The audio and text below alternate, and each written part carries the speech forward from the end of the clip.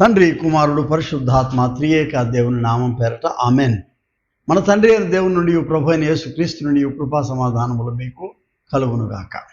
ప్రియ విశ్వాసులారా, ఈ దినము మనము దైవ కార్యార్థమైన దర్శనము గురించి, అంటే ద మిషన్ గురించినటువంటి ధ్యానాన్ని మనము కలిసి చేయబోతున్నాం. మన ఆల్మానక్లో దాని గురించినటువంటి ఆలోచన దైవ కార్యార్థ సేవ కార్యాచరణలో వాత్సల్యత అన్నారు. నేను అంటాను కార్యాచరణలో నిమగ్నత అంటే ఇంకా బాగుంటుంది. Commitment and concentration or engagement in mission. పరిశుద్ధ మత్తయి వ్రాసిన సువార్త 9వ అధ్యాయము 35వ వచనం నుంచి మీ కొరకు చదివిస్తా. కొన్ని వాక్యాలు చదువుతాను.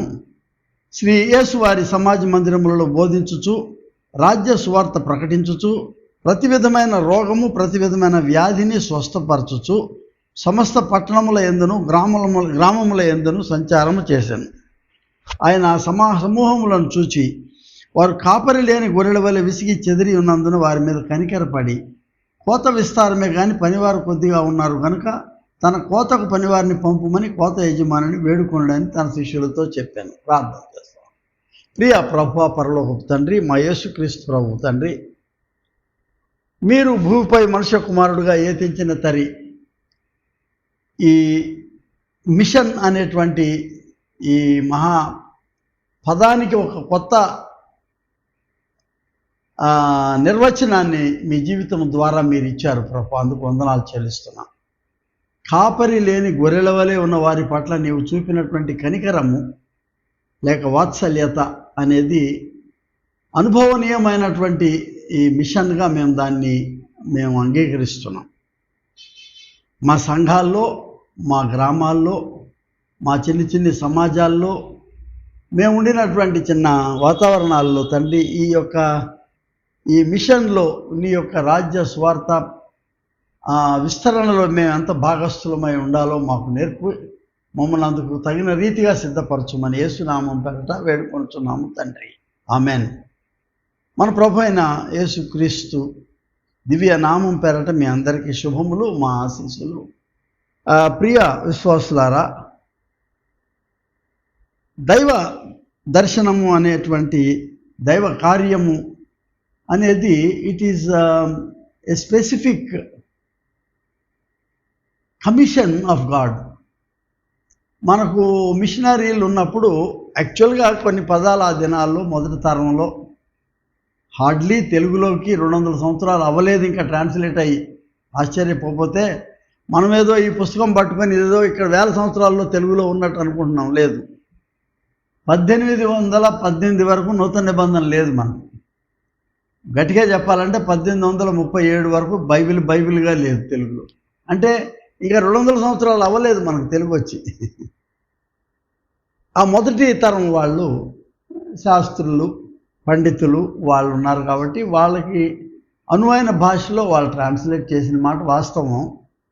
మనం తర్వాత వ్యావహారికంగా మనకు అర్థమయ్యే సరళిలో దాన్ని మనం మళ్ళా కొంచెం సవరించుకోవడానికి బైబిల్ సొసైటీ వాళ్ళు అవకాశం ఇస్తున్నారు. మరీ గ్రాంధికంగా కాకుండా కొన్నిసార్లు తప్పనిసరిగా సవరణ అవసరం. ఈ సవరణలో అప్పుడు మిషన్ని వాళ్ళు ఏమి తర్జుమా చేశారంటే ప్రేషితోద్యమము అన్నారు. పెద్ద మాట. అది ఎంతమందికి ఆ పదం అర్థమవుతుందో తెలియదు మనకి. పుష్ అనే సంస్కృత పదానికి పంపడం అనేటటువంటి అర్థం ఉంది. ఇంకో మాట కూడా ఉంది, ప్రశ్నించడం అనేది కూడా వస్తుంది. ఇక్కడ పంపడం అనేది ఉంది కాబట్టి పురుషు నుంచి ప్రేషితము, అది కొంచెం పదం మనకు కొంచెం ఇబ్బందిగా ఉంది.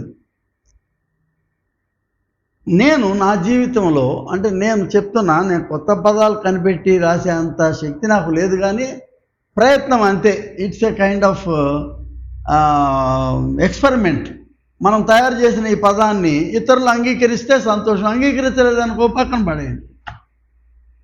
నా వంతు తర్జుమా సిపి బ్రౌన్ గారు చేశారు, చాలా తర్జుమాలు చేశాడు. వ్యాకరణమే రాశాడు, తెలుగు డిక్షనరీ రాశాడు, ఇంగ్లీష్ తెలుగు డిక్షనరీని, వేమన పద్యాలను ఇంగ్లీష్లో అందుతుంది. ఆయనకు వచ్చిన భాషలో ఆయన చేశాడు. స్టాండర్డ్ అయినాయి అవి.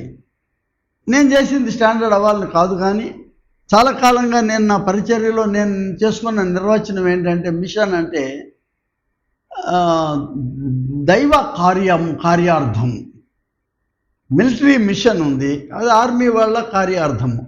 మెడికల్ మిషన్ ఉంది, వైద్యపరమైన కార్యార్థము. ఎన్నో రకాలు ఉంటాయి. So this is divine missio dei అంటే దేవుని యొక్క కార్యార్థము. అందుకే దీనికి నేనేమనుకున్నా అంటే దైవ కార్యార్థము అని. పెద్ద మాట ఏం కాదు అది.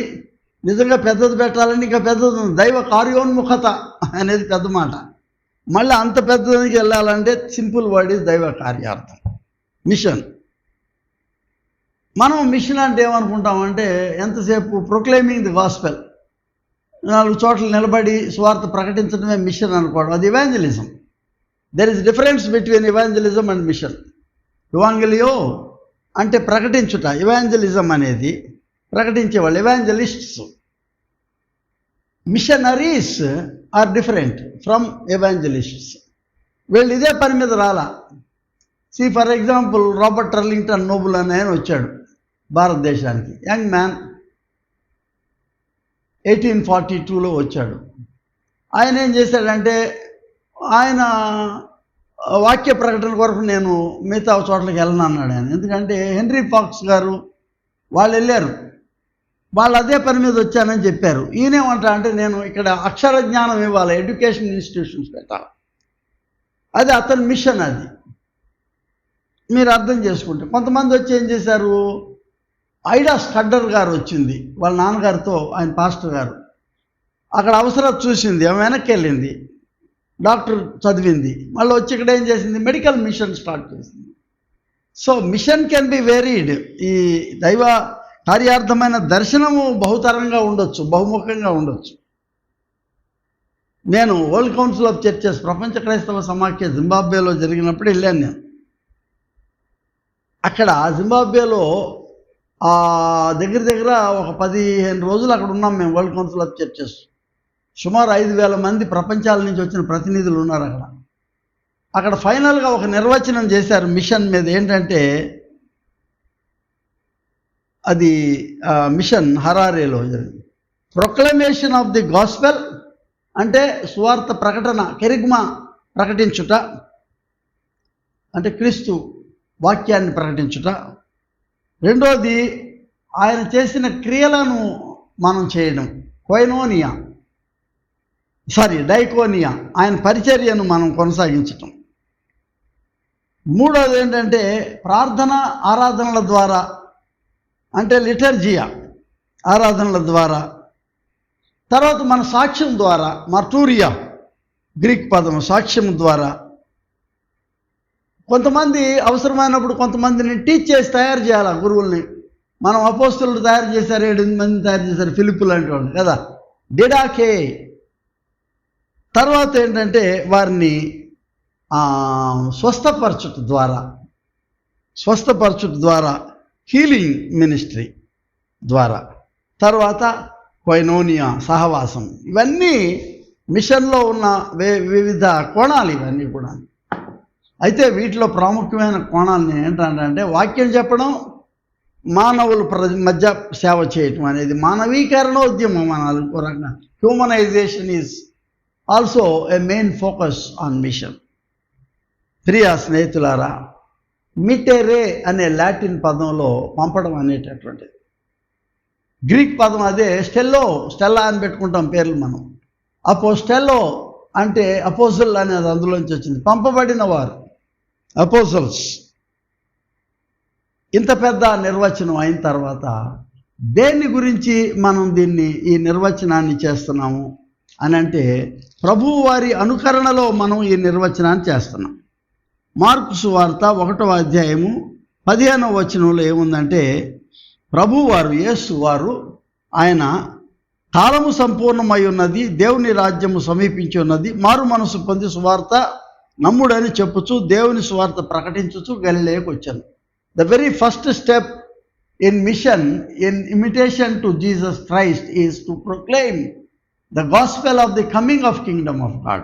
దేవుని వస్తున్న దేవుని రాజ్యం, సమీపించి ఉన్న దేవుని రాజ్యం గురించిన సువార్త ప్రకటించడం అనేటటువంటిది మన మిషన్లో ప్రాముఖ్యమైనటువంటి భాగంగా మనం చూస్తున్నాం. కాలము సంపూర్ణమై ఉన్నది. Announcing the ushering of our coming of the kingdom of God. నా మొదటి ఆలోచన, focus on mission is nothing but kingdom of God, దేవుని రాజ్యం. యేసు వారి సువార్త అంతా కూడా దేవుని రాజ్యమే అల్టిమేట్గా. ఆయన ఎన్నో రకాలైనటువంటి ఉపమానాలు చెప్పారు ప్రభువారు. ఆ ఉపమానాలు ఏంటి? విత్తువాని ఉపమానం చెప్పాడు ఆయన. ఫర్ ఎగ్జాంపుల్ విత్తువాని చెప్తా ఏమన్నాడు చూడండి, మత్తయి సువార్త 13వ అధ్యాయము 24వ వచనం. మరి ఒక ఉపమానం వారితో చెప్పాడు. ఏంటి? పరలోక రాజ్యము తన పొలములో మంచి విత్తనం విత్తిన ఒక మనుషుని పోలి ఉన్నది.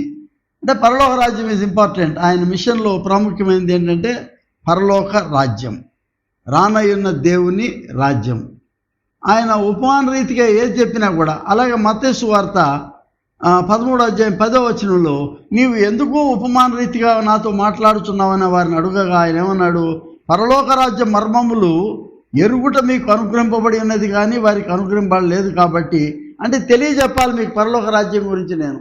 నేను వచ్చింది మీకు పరలోక రాజ్యం గురించి చెప్పడానికి. That is the main purpose of his mission, God's mission, మిస్సియో డై, దేవుడు భూమిపైకి వచ్చినటువంటిది. దీన్ని చాలా గొప్పతనంగా చెప్పాడు. ఆయన ఓరిగన్ అని ఒక మహా పునీతుడు 2వ శతాబ్దంలో ఆయన ఏమన్నా అంటే యేసువారిని చూసి అవుటో బసలేయా అన్నాడు. బసలేయా అంటే కింగ్డమ్, దేవుని రాజ్యం. అవుటో తనలో తానే ఆ రాజ్యాన్ని కలిగి ఉన్నవాడు. అవుటో బసలేయా. ఆయన నడుస్తుంటే ఆయన దేవరాజ్యం నడుస్తున్నట్టుంది. మనం దేవమందిరం అంటాం కొన్నిసార్లు, దేవరాజ్యం నడుస్తున్న దేవుని యొక్క రాజ్యం అంట ఆయన. చాలా గొప్ప నిర్వచనాన్ని ఆయన చెప్పారు అక్కడ.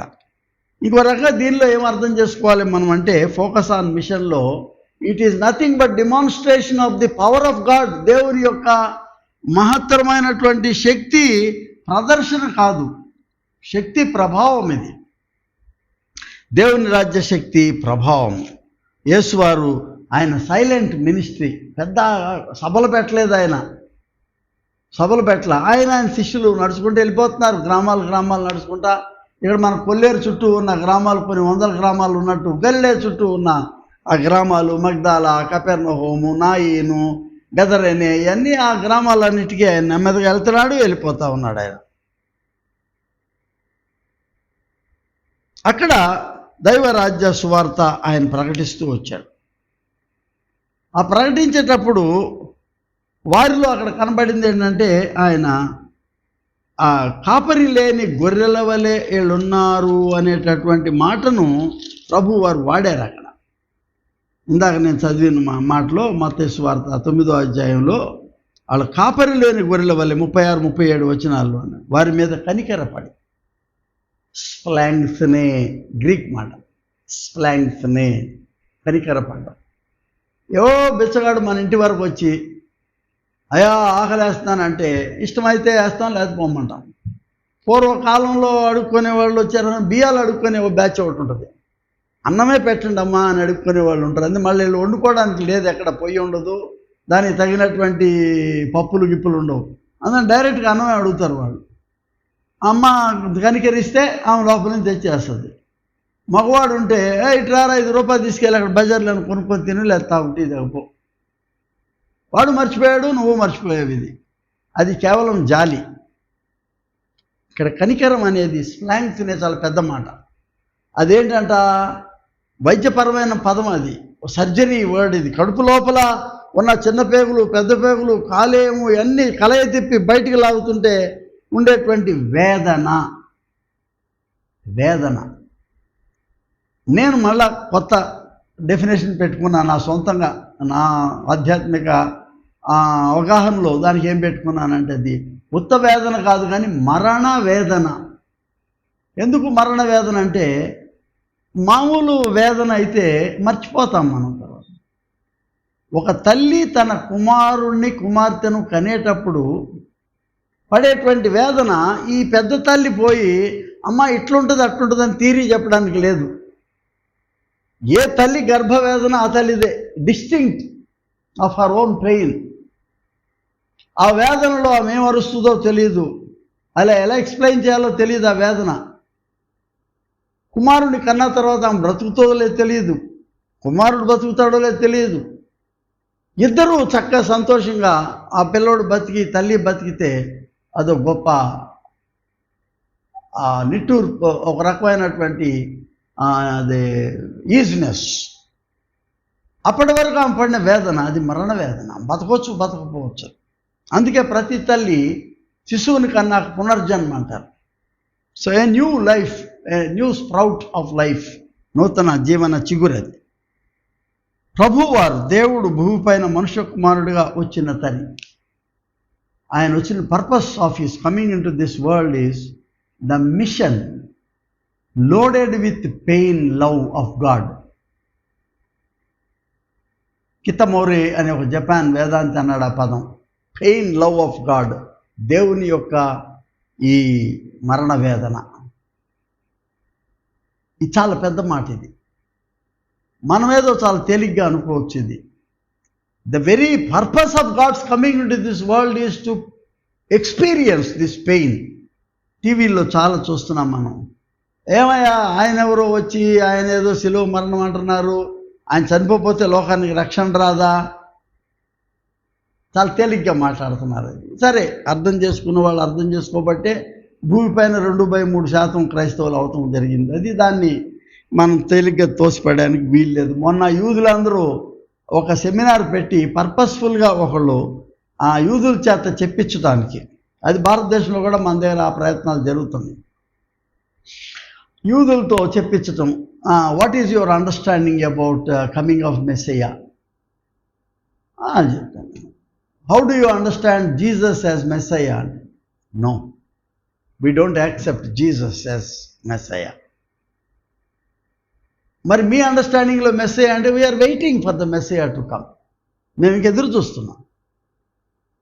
మరి యేసువారి ప్రబోధంలో ఆయన ధర్మశాస్త్రాన్ని నెరవేర్చడానికి వచ్చానంటే, ఆయన ఎవరు నెరవేర్చడానికి? ఆయన మాలాగా ఒక యూదుడు, మాకంత శక్తి లేదు ధర్మశాస్త్రం నెరవేర్చే శక్తి, మేము యూదులము, అతను యూదులు అంతవరకే.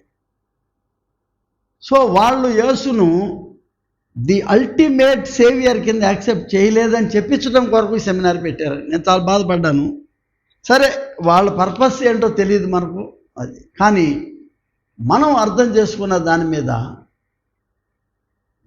నూతన నిబంధన సెపరేట్ ఎంటిటీ కాదు. అది నూతన నిబంధన అనేది ధర్మశాస్త్రం యొక్క కొనసాగింపు. ఇది తనాక్ అనే పాత నిబంధన కొనసాగింపు కాబట్టి, దీని వేర్లు అందులో ఉన్నాయి కాబట్టి, ఈ యేసు యూదుడు కాబట్టి దీన్ని డిస్టింక్షన్ చేయడానికి వీల్లేదు. It is always connected with the ధర్మశాస్త్రం, తోరాతో నుంచి కనెక్ట్ అయి ఉన్నాం. కాబట్టి దేవుని యొక్క రాకడ, the very purpose of his mission is to proclaim the gospel of coming of kingdom. ఏముంటుంది కమింగ్ ఆఫ్ కింగ్డమ్ అంటే? ఏ భేదము లేదు, క్రీస్తునందు అందరూ సమానంగా ఉన్నారు. మనం అందరూ సమానం, ఈక్వాలిటీ. దాని కొరకు ఆయన ఏం చేయాలంటే పెయిన్ లవ్ అని ఇందాక చెప్పాను నేను. దాన్ని ఏమన్నామంటే సఫరింగ్ సర్వెంట్ అన్నారు. అంటే శ్రమ సేవకుడు అనేది యెషయా 42, 49, 50, 52, 53 అధ్యాయాలంతా కూడా శ్రమ సేవకుడు గురించే ఉంది. ఆయన మన కొరకు వహించినటువంటి ఈ బాధలు.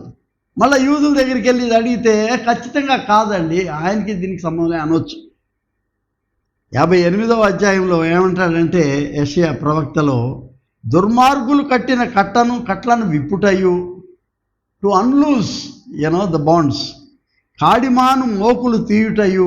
రస్టిక్ లాంగ్వేజ్ ఇది, ఇప్పుడు లేదు, మోడర్న్ తెలియదు. కాడి అంటే ఏంటో తెలియదు, మాన్ అంటే ఏంటో తెలియదు కదా.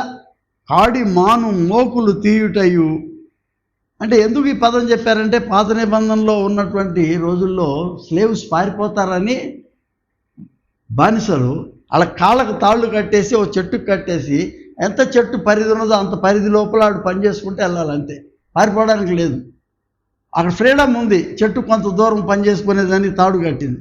ఆ కాడి మాను మోకులు ఆ దుర్మార్గులు కట్టిన కట్లను విప్పుటకు, తర్వాత దీనిపైన ఎద్దుల పైన వేసేటువంటి కాడి కదా, ఆ కాడి మానది, అది లిఫ్ట్ చేయడం, బాధింపబడిన వారిని విడిపించుటయు, ప్రతి కాడిని విరుగొట్టుటయు, ఆ ఎద్దుల మీద వేసినటువంటి కాడిని బ్రేక్ చేయటము. ఇది కదా నేను అనుకుంటున్నటువంటి ఉపవాసం, అంటే ఇది కదా నేను అనుకుంటున్న నిర్వచనము ఈ మిషన్కి అనేది మనం గమనించాలి. Breaking down the dividing walls, breaking down the inequality, ఇది మనకు చాలా అవసరమైనటువంటి నిర్వచనం. ఇది ప్రియ స్నేహితులారా, మిస్సియో డై focus on mission is not a performance, it is an engagement. రెండోది ఏంటంటే, ఆయన ఇక్కడ లేడు, ఆయన లేచి ఉన్నాడు. ఎక్కడికి రమ్మని చెప్తున్నారు మార్క్స్ వార్తలు? ఆయన లేచి ఉన్నాడు, ఆయన మీకంటే ముందు గలిలయకి వెళ్ళిపోయాడు, కాబట్టి మీరు గలిలయలో ఆయన మీ కొరకు ఎదురు చూస్తున్నాడు, అక్కడికి వెళ్ళిపోమని చెప్తున్నారు. ఆయన లేడు, ఆయన లేచి ఉన్నాడు, ఆయన మీకంటే ముందు గలిలయ 7వ మార్క్స్ వార్త 16వ అధ్యాయం 7వ వచనంలో మీరు వెళ్ళి ఆయన మీకంటే ముందుగా గలిలయలోనికి వెళ్ళుచున్నాడనియు, ఆయన మీతో చెప్పినాడు అక్కడ మీరు ఆయన చూతురనియు. What is there in Galilee? మేము వచ్చిన స్థలం అదే కదండి, నేటివ్ ప్లేస్కి వెళ్ళిపోతున్నాం, అది కాదు. అక్కడ గలిలయ ఇన్ కంపారిజన్ టు జెరూసలేం అదొక పల్లె, అది ఇంకా డెవలప్ అవునటువంటి పల్లె వాతావరణం. Jerusalem is fully developed. రాజు ఉంటాడు, ఇక్కడ శాస్త్రులు ఉంటారు, మహాదేవాలయం ఉంటుంది. It is a central place for the entire nation, not only nations. అప్పుడు వరల్డ్ ట్రేడ్ సెంటర్ కూడా అక్కడే ఉంది, ప్రపంచ వాణిజ్య కేంద్రం. అప్పుడే కదా ఆ వాణిజ్య కేంద్రానికే వీళ్ళందరూ వచ్చారు. అప్పుడు దేవాలయం దగ్గరికి వస్తేనే పరిశుద్ధాత్మ కృంభరించబడింది అనేక దేశస్తుల మీద. లేకపోతే ఆ దేశస్తులంతా అక్కడికి ఎందుకు వస్తారు? వాణిజ్యానికి వచ్చారు అక్కడ. సో సెంటర్ యెరూషలేం టు పెరిఫరీ గలిలయ, అంచులకి. Mission is nothing but moving towards the margins, అంచులకు వెళ్ళిపోవడమే దీని నిర్వచనం. మిషన్ యొక్క దైవ కార్యార్థమైన సేవ ఏంటంటే అంచులకు. ఎవరు వెళ్ళారు ముందు? ఉత్థానుడైన క్రీస్తు అక్కడికి వెళ్ళిపోయాడు ముందు. దేనికి వెళ్ళాడు అంటే, అక్కడ సేవ చేయాల్సింది. యెరూషలేంలో నువ్వు ఎంత చెప్పినా వినరు వీళ్ళు. These are closed minds. ఇందాక చెప్పే కదా నేను, క్రానిక్ మైండ్స్. ఇక్కడ ఎంత చేసినా యేసువారు సఫరింగ్ సర్వెంట్గా సెలవు, వాళ్ళకి అది పట్టింపు లేదు. They are not affected, they are very insensitive. ఇక్కడ గలిలయకి వెళ్తే ప్రజలకు అర్థం, అక్కడ కాపరి లేని గొర్రెల వాళ్ళు ఉన్నారు, వాళ్ళ పట్ల ఈ కనికరం, the pain love of God, the agony of the mother's womb అక్కడ చూస్తున్నారు. Centre to edges, centre to margins, centre to periphery is the missional movement. ఈ దైవ కార్యార్థమైన ఉద్యమము కేంద్రాల నుంచి అంచులకు వెళ్ళాలి, అంచులు కేంద్రాలు చేయాలి. అది ఒక గొప్ప. మరో ఆలోచన ఏంటంటే, mission in the context of pluralism, pluralistic context అంటే వైవిధ్యం మధ్య. మత్తయి సువార్త 8వ అధ్యాయం 5వ వచనంలో మనం చూస్తే, చాలా సువార్తల్లో ఉందనుకోండి, అక్కడ ఏం జరుగుతుంది? మత్తయి సువార్త ఆయన ఈయన పేరేంటి, కపెర్నహూములో ఒక శతాధిపతి, అంటే రోమన్ సెంచూరియన్, ఒక ప్లెటూన్కి లీడర్. ఆయన ఈజ్ అ రోమన్, నాట్ యూదుడు కాదు. ఆయన వచ్చి ఏమడుతున్నాడు? ప్రభువా, గుర్తించాడు యేసుని ప్రభువుగా గుర్తిస్తూ, ప్రభువా నా దాసుడు పక్షవాయువుతో మిగుల బాధపడుతూ ఇంట్లో పడి ఉన్నాడు. అంటే ఇక్కడ మార్క్స్ వార్తలలో కూతురు అని ఉంటుంది కాబట్టి ఇంటికి వచ్చి వాళ్ళని తాకి స్వస్థపరచమని అడుగుతున్నాడు. నేను వస్తానని చెప్పాడు ప్రభువారు. మళ్ళీ వెంటనే అంటాడు అతను, ప్రభువా నీవు నా ఇంటిలోనికి వచ్చేటప్పుడు నేను ఏ పాత్రుడను కాదు, నీవు మాట మాత్రం సెలవు ఇక్కడే చెప్పేసే ఆయన స్వస్థపడుగాక. అని ఎంత బలమైన విశ్వాసాన్ని అతడు చూపిస్తున్నాడు. ఈ centurion is a Roman, is a non Jew, యూదేతరుడు. అతడు యూదేతరుడు మధ్య పరిచర్య, అది దైవ కార్యార్థ సేవ. అలాగే మత్తయి సువార్తలో ఇంకా ఏం చూస్తాం మనం అంటే, పక్షవాయువు కలిగిన వాడిని ఉన్నాడు. పక్షవాయువు కలిగిన వాడి దగ్గరికి ప్రభు వారు వెళ్తున్నాడు, అక్కడికి వెళ్ళిపోయి లేచి నిలబడవయ్యా, నీ పరుపెత్తుకొని నిలబడ అంటున్నాడు. వాడు దిగ్గున లేచి,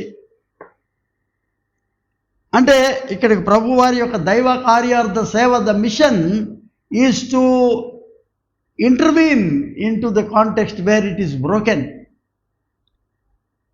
రోగంతో, విచ్ఛిన్నంతో, ఛిద్రమైపోయిన స్థితిలో, లేవలేని స్థితిలో ఆయన వచ్చి లేపటం అనేది. మత్తయి సువార్త 15వ అధ్యాయంలో కనానీయురాలు స్త్రీ, యూదురాలు కాదాను, నా కుమార్తె ఎట్లా అయిపోయిందని దయాలు పట్టినాయి అని చెప్పి ఆమె కడుపులోంచి పేగులన్నీ తెచ్చుకొని హిస్టీరిక్గా అరుస్తుంది. అక్కడ ప్రభువారు ఆమెని అపోస్తల కార్యంలో పేతురుని పంపిస్తాడు కొర్నేలి దగ్గరికి వెళ్ళమని. కొర్నేలి అగైన్ రోమన్. కొంతమంది యూదులు వచ్చి అడుగుతూ ఉన్నారు, మేము యేసును చూడగోరుచున్నాము. సారీ, గ్రీకులు వచ్చి అడుగుతున్నారు. సో ఎట్ ఎవ్రీ కాంటెక్స్ట్ వాడు రోమా సైనికుడు ఏమంటాడు, ఆయన బల్లెంతో పొడిచి ఆయన నీరు రక్తం కలిసి ప్రవహిస్తుంటే ఈయన నిజముగా దేవుని కుమారుడే. అన్ ఇన్స్టంటేనియస్ కన్వర్షన్. అంటే ప్రభువారు ఈ లోకానికి రావడం, అలా కుష్ఠవారిని ఎంతోమందిని ఆయన బాగు చేసినప్పుడు, వాళ్ళని లేవనెత్తి నడిపించినప్పుడు, ఒక పెద్ద ఆవిడ వృద్ధురాలు నిలవబెట్టినప్పుడు, 18 సంవత్సరాల నుంచి వంగిపోయి ఉన్నప్పుడు, ఇవన్నీ కూడా గుడ్డి వాళ్ళని కళ్ళు తెప్పించినప్పుడు, సిలువ అనుభవం, ఇవన్నీ దేనికనంటే the mission is not to eliminate the non Jews. ప్రజలందరూ దేవుని ప్రజలే. ఆయన అంటాడు, ఎవరో డెస్మండ్ టూటు వరల్డ్ కౌన్సిల్, అదే హరారే ప్రపంచ క్రైస్తవ సమాఖ్యలో మాట అన్నాడు, ఏంటంటే the kingdom of God belongs to all because Christ belongs to all. అపోస్తల కార్యం 10:36 ఈజ్ గాడ్ ఆఫ్ ఆల్. ఆయన యూదులకు, ఆయన క్రైస్తవులకు, ఆయన హిందువులకు, ఆయన ముస్లిం, ఎవరు నమ్మితే వాళ్ళందరూ కూడా లోపల రావచ్చు అంటున్నాడు ఆయన. It is meant for all. Kingdom is open for all. ఆ యూట్యూబ్లో అంటారు, ఏమయ్యా మీ కింగ్డమ్ దేవుడు కలుగు చేసిన దాంట్లో వేరే వాళ్ళు వస్తారా అని. అంటే వాళ్ళు అనుకున్న దాంట్లో వాళ్ళ మోక్షంలో అక్కడక్కడ రంభా ఊర్వశీలు నాట్యం చేసేది ఇక్కడ ఉండదు. కాబట్టి అక్కడ సుఖం ఏది అనేది అక్కడ నిర్వచనం జరిగింది. ఇక్కడ పరలోక రాజ్యం అనే నిర్వచనం ఇక్కడ జరిగింది. ఇక్కడేమంటున్నారంటే అందరూ రావచ్చు ఇక్కడికి అంటున్నారు. ఇక్కడ నిర్దిష్టత ఏమీ లేదు, త్రోసిపెట్టడం లేదు. ఇంకో కాంటెక్స్ట్ ఏమని చెప్పాను నేను, మిషన్ అనేది, ఈ ఫోకస్ ఆఫ్ మిషన్ అనేది డిమాన్స్ట్రేషన్ ఆఫ్ పవర్, దేవుని యొక్క శక్తి ప్రభావం అని చెప్పాను నేను. ఈ మిషన్ అనేది కేంద్రాల నుంచి అంచులకు అని చెప్పాను. ఈ దైవ కార్యార్థమైంది సమస్త మానవుల మధ్య ఏ భేదము లేదన్న ప్లూరలిస్టిక్ కాంటెక్స్ట్, విభిన్నత మధ్య ఈ దైవ కార్యార్థమైనది ఎక్కడ ఛిద్రమో, ఎక్కడ విచ్ఛిన్నత ఉందో, ఎక్కడ రోగం ఉన్నదో వాటి మధ్యన ఆయన ఉన్నాడు. ఇక్కడ ఒక మాట కూడా చెప్పాలి, అక్కడ తీవ్రమైనటువంటి విషయాలు ఉన్నాయి కొన్ని. అదేంటంటే ఇక్కడ నార్కో ట్రాఫికింగ్ అంటారు, గంజాయిలు, మారిజోనాలు, అన్ని ఎగుమతులు దిగుమతులు, వీటి మధ్య విద్యార్థులను, యవనస్తులను పాడు చేసి, ధనవంతులను పాడు చేసేది, వాళ్ళని పీల్చి పిప్పి చేసేది, హింస, గృహహింస, వీధిలో హింస, దేశంలో హింస, రకరకాలైన హింసలను. తర్వాత జస్టిఫైయబుల్ లేబర్ లాస్, కూలీ వాళ్ళకి, శ్రామికులకు అన్యాయం, వీటి మధ్య అక్కడ ఏం జరుగుతుందంటే దేవుడి న్యాయం ప్రవేశపెట్టేది. మిషన్ నిర్వచనం, దైవ కార్యార్థం ఏంటంటే దేవుడి న్యాయము అక్కడ జరగాలి, విస్తరించాల. ఏంటి దేవుడి న్యాయం? దేవుడి న్యాయం ఏంటంటే జదోక్, మెల్కీ జదోక్, మాలిక్ మెల్కీ అంటే రాజు, జదోక్ అంటే న్యాయాధిపతి. రాజు న్యాయాధిపతి ఇద్దరు కలిసి ఉన్నవాడు మెల్కీ సేదక్ ఒకడే. వాళ్ళ తల్లిదండ్రుల గురించి అక్కడ చెప్పరు. ఆయన ఒక విచిత్రమైనటువంటి వాడు. అబ్రహామే వంగి ఆయనకి 10వ భాగం తీసుకొచ్చిస్తాడు. దానికి ఇంకో పదం ఉంది, ఏంటంటే షఫాత్ అంటే న్యాయం ప్రకటించుట. మిష్ఫాత్, ఇదివరకు చాలాసార్లు చెప్పాను నేను. మిష్ఫాత్ అంటే రాజుగారు అక్కడ న్యాయం ఇస్తాడు, తీర్పిస్తున్నాడు, ఇటువైపు వచ్చి ఆయనే న్యాయం తీసుకుంటున్నాడు. వీడికి 100 కొరడా దెబ్బలు కొట్టండి అన్నాడు ఆయన. వీడు చచ్చిపోతాడేమోనని ఆయనే కిందకు వచ్చి నాకేనయ్యా 100 దెబ్బలు కొట్టండి అన్నాడు. కొంచెం చూడడానికి ఆశ్చర్యంగా ఉన్నా ఈ మిష్ఫాత్ అనేది ఏంటంటే దేవుడి న్యాయం ఇది. This is the justice of God. Mission is the social justice, justice of humanity.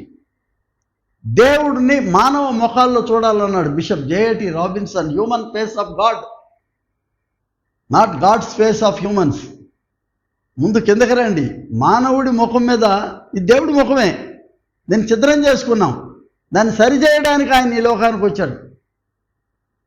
ఆయన ఈ లోకానికి వచ్చి మన గాయాలని ఆయన తుడిచేసి, ఆయన గాయాలు పొంది మన ముఖం మీద ఆయన ముఖాన్ని అద్ది, ఆయన తిరిగి మరలా restating of the image of God.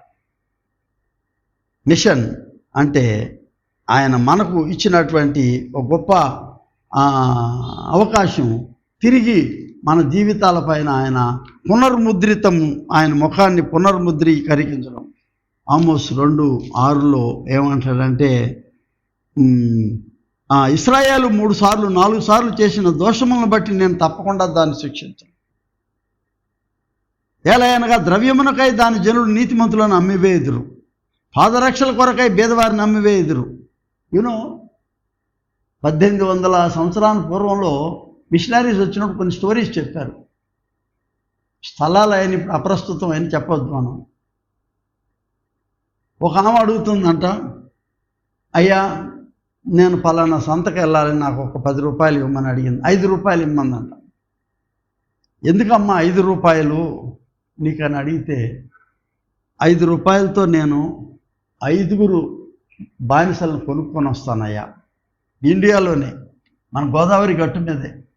అప్పుడు కానీ వరదలు వినాశనము ప్రాంతంలో పేదరికం ఉన్నప్పుడు అది దేనికని అంటే, అయ్యా ఇక్కడ కూలీనాలు చేసుకోవడానికి నా ఒక్కదానికి చేతరాట్లు, 5గురిని కలుపుకొని మేమందరం కలిసి చేసుకుంటాం. నేను కూడా వాళ్ళలో ఒకదానిగా చేసుకున్నాను. అంటే స్త్రీలను అమ్మివేసేటటువంటి, ఇక్కడ చూడు, పాదరక్షల కొరకై బీదవారిని అమ్మివేయుదురు. ఇది కొత్త ఏం కాదు. ఇది ఆఫ్రికా ఖండంలో బానిసలను ఎత్తుకుపోయి అమెరికాలో కెనడాల్లో అమ్మేశారు. ఆ బానిసలేగా 400 సంవత్సరాలు వాళ్ళు అనుభవిస్తుంటే, వాళ్ళు ఆ బాధలు అనుభవిస్తుంటే, మార్టిన్ లూథర్ కింగ్ జూనియర్ ఆయన సివిల్ రైట్స్ పోరాటం జరిపింది. ఆయన ఏనాడైతే మా నల్లజాతి మా బాలుడు తెల్లజాతి వాడితో కలిసి అదే స్కూల్కి వెళ్తాడు, ఏనాడైతే నా నల్లజాతి బాలుడు తెల్లజాతి వాడితో అదే టేబుల్ మీద కూర్చొని బ్రేక్ఫాస్ట్ చేస్తాడు, one day we shall overcome.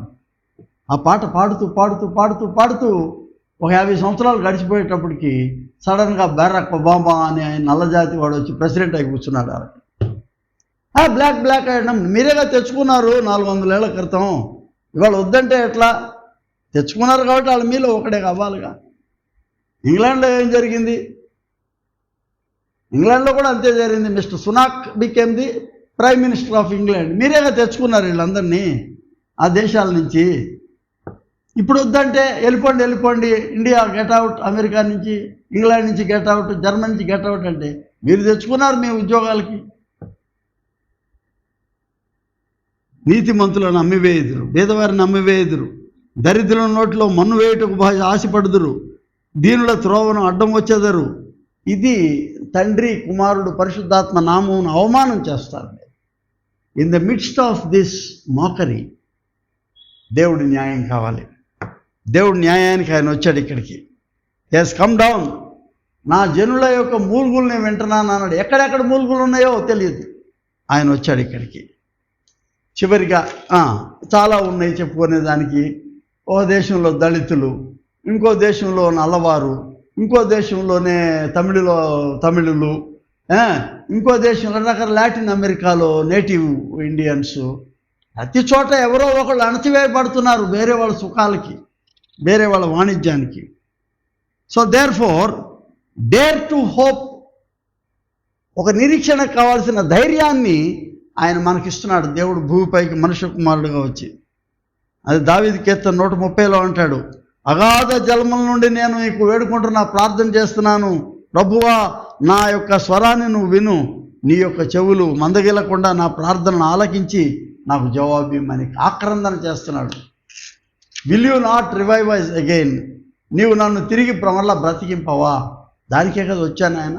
The mission is to give new life, to revive, to rejuvenate, to reprint the image of God.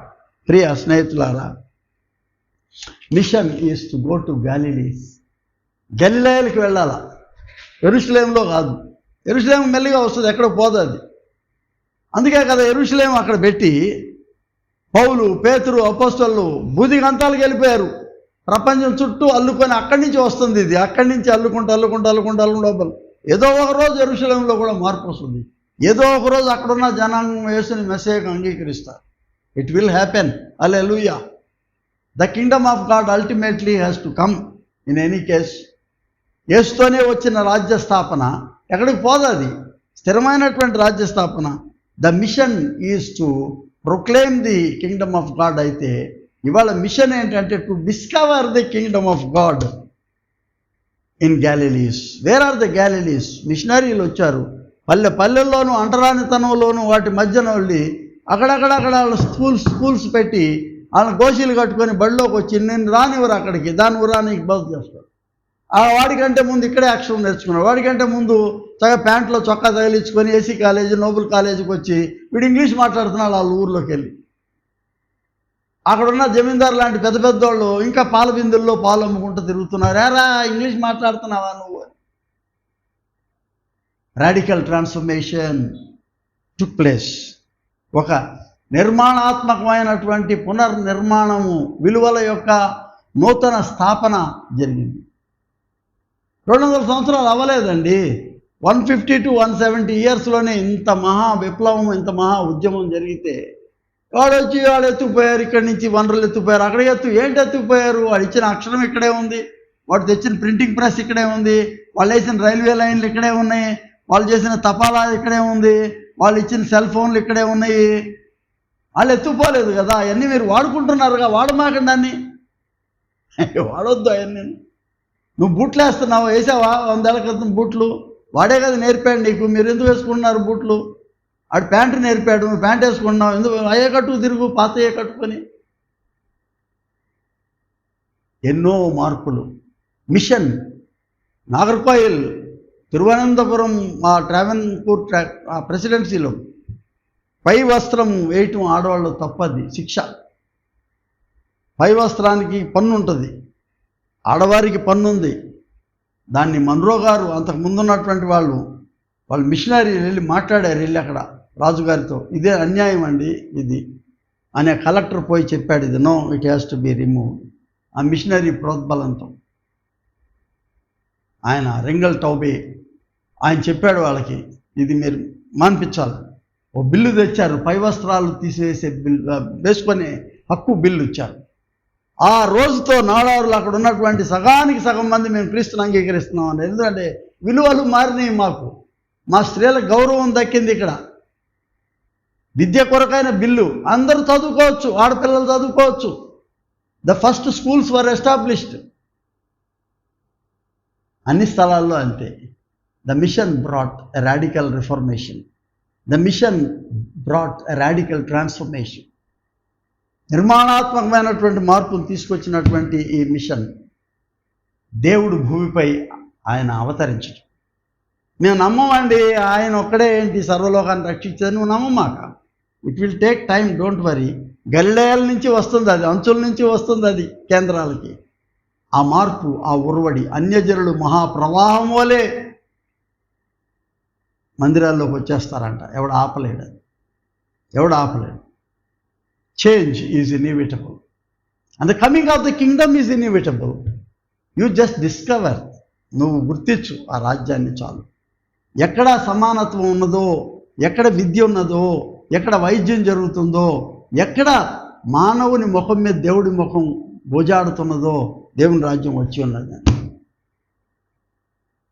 యేసు వారి యొక్క శిలువ మరణం ద్వారా జరిగినటువంటి ఈ మహత్తరమైనటువంటి ఈ యొక్క మార్పు తప్పకుండా ఆయన మనకు ఈ మిషన్ యొక్క నిర్వచనాన్ని ఆయన మనకు తెలియజెప్పాడని నేను మనస వాచ కర్మణ దాన్ని నేను నమ్ముతూ ఉన్నాను. యేసు వైపు చూస్తూ ఈ దేవుని రాజ్యం మన మధ్య ఉన్నదనే నమ్మికతో ప్రతి కుటుంబంలో దేవుని రాజ్యం, ప్రతి క్రైస్తవ ఆరాధన సంఘంలో దేవుని రాజ్యం, ఈ సమాజంలో నువ్వు పని చేసుకునే, ఉద్యోగం చేసుకునే చోట దేవుని రాజ్యాన్ని గుర్తించు. అదే మిషన్. దానికి నువ్వేమైనా ఉపయోగపడగలిగితే నీ చేయి అందులో వేయి. You participate in this movement of Kingdom of God. ప్రార్థన చేస్తాను. ప్రియ పరలోకపు తండ్రి, గొప్ప దేవ, నమ్మదగిన దేవ, మిషన్ అంటే ఇది ప్రేషితోద్యమం అంటే మాకేం తెలియట్లే. ఇదేదో పెద్ద ఉద్యమం అని కాదు తండ్రి. నీవు మాకు తెలియజెప్పింది ఏంటంటే, నీవు భూమిపై మనుష్య కుమారుడిగా రావడమే ఒక మిషన్. ఈ మహత్తరమైనటువంటి దైవ కార్యార్థమైనటువంటి ఈ ప్రక్రియలో నీవు భాగమై తండ్రి, శిలువపై నీవు మరణించి సర్వమానవాళిని నీ వైపు ఆకర్షించుకునడానికి, ఈ మహత్తరమైనటువంటి మానవీకరణ ఉద్యమంలో మానవుల ముఖం మీద ఛిద్రమైన నీ ముఖాన్ని తిరిగి మరలా పునర్ముద్రితం చేయడం అనేది, మా ముఖాలకు నీవు దైవ పునర్రూపకల్పన అనుగ్రహించడమే ఈ దైవ కార్యార్థమైన నీ మాత్రమైన పరిచర్యగా నమ్ముతున్నాం. మమ్మును అందులో భాగస్థులుగా చేయండి నాయన. మేము మర్చిపోతున్నాము, ఈ మిషన్ని మర్చిపోతున్నాం. ఏదో ఎవాంజలిజం ఒకటే మిషన్ అనుకుంటున్నామేమో. ఒకవేళ అందులో వైద్యము, అందులో విద్య, అందులో మరి బీదలను కనికరించడం, అందులో న్యాయం ప్రకటించడం అన్నీ ఉన్నాయని మేము గుర్తించేటట్లుగా మమ్మల్ని నేర్పండి, మాకు తెలియచెప్పండి. తుదకు మా మధ్యనే నీవు స్థాపించిన నీ రాజ్యాన్ని మేము గుర్తించుకునే భాగ్యం, ఆ ప్రేరణ, ఆ స్ఫూర్తి, ఆ దర్శనం మాకు అనుగ్రహించమని యేసునామం పేరట వేడుకొనుచున్నాం పరమ తండ్రి. ఆమెన్. మన ప్రభువైన యేసుక్రీస్తు కృప, తండ్రి అయిన దేవుని ప్రేమ, పరిశుద్ధాత్మ యొక్క నిత్య సహవాసం, సమాధానము మీకు మీ కుటుంబాలకు సదా తోడై ఉండును గాక. ఆమెన్.